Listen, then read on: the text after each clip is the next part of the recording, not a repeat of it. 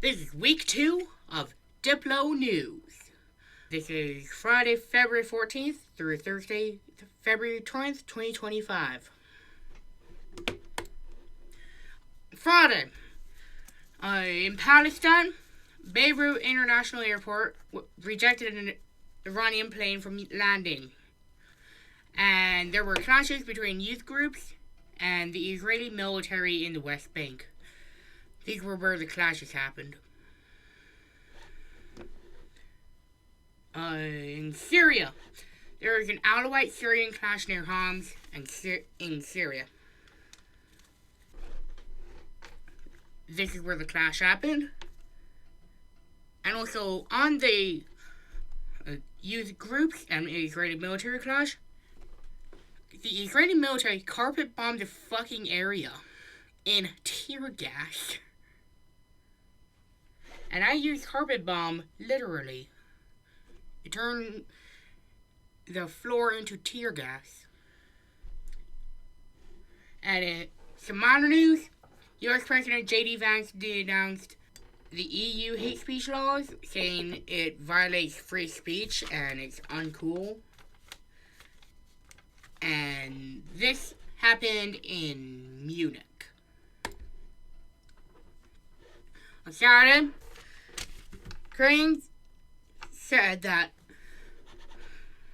they were not invited or informed about diplomatic talks that were taking place about the peace for Ukrainian war that has been going on for just under 3 years. In Palestine, Israel is discussing possible decisions regarding Hamas not releasing all hostages by 1200 local time. And the United States will back whatever decision Israel takes, especially since Hamas didn't release all of the hostages, only 3 as of last week. And the French president invited EU leaders to an emergency meeting on Friday in Paris. On Sunday, in Ukraine, there were minor graves in the Donbass, as seen here. And the United Kingdom, I remember them saying that live, they are willing to put troops in Ukraine in case of a peace deal being reached, to enforce it. In Palestine, and the reason why Beirut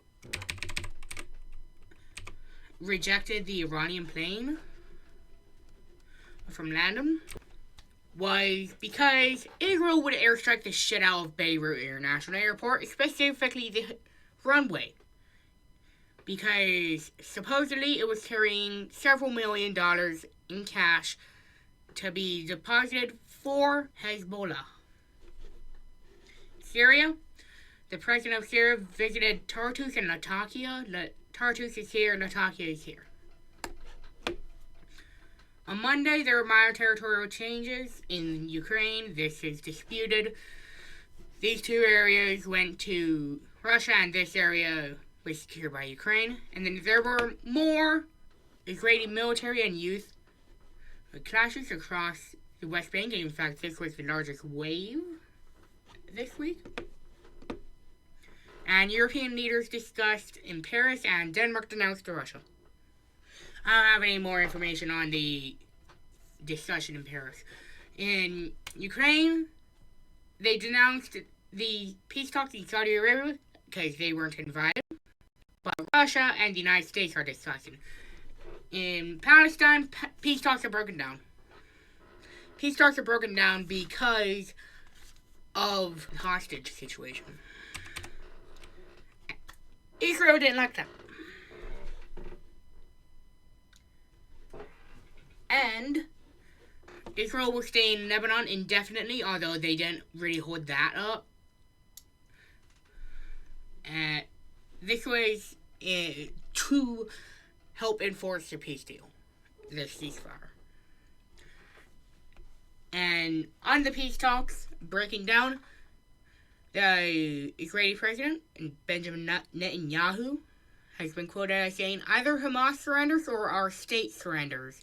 State referring to Israel. In the DRC, Democratic Republic of Congo, the M23 rebels, supported by Rwanda, have advanced into Bukavu.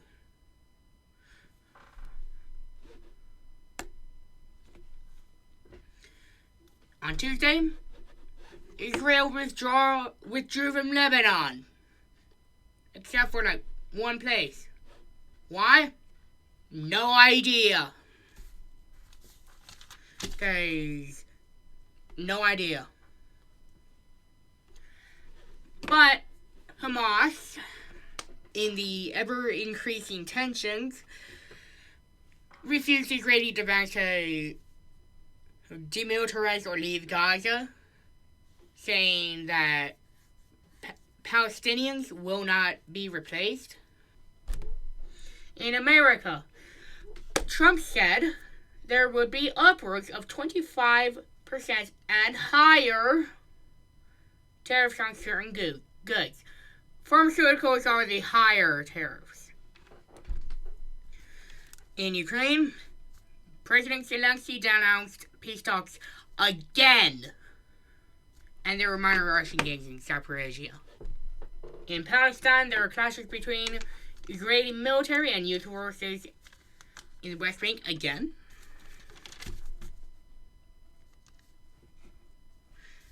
And Palestine, the Palestinian presidency has been quoted as saying, quote, the Palestinian people will not accept any plans, whether displacement or an alternative homeland.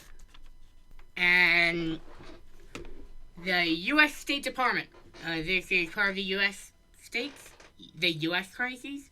The U.S. State Department has demanded all employees to suspensions to Trump critical media like The Economist, New York Times, Politico, Bloomberg, and the AP, among others. And a note about the State Department, because I've seen people mistake this, the State Department is not for domestic affairs. That is for, I believe that's internal department. I can't remember which one it is. But the State Department is for foreign affairs. And about the tri-mission employees on this image, that's basically all the workers that work for the State Department. So effectively, it's all the employees. And Trump has denounced the Ukrainian president, saying Zelenskyy, president of Ukraine, is a dictator without elections. On Thursday, the Russian occupation, the leader, has been fucking blown up in a car bomb. In Palestine, there were Hamas is suspected of violating the ceasefire agreement. They opened fire. And the French president said to modernize European armies and make them independent from the United States, because right now the United States has a lot of influence over Europe. And in the United States, when I read this, it was, wow. There was a suspicious package spotted near the U.S. Supreme Court. Take as you will. Those are my sources. I will have them in the description.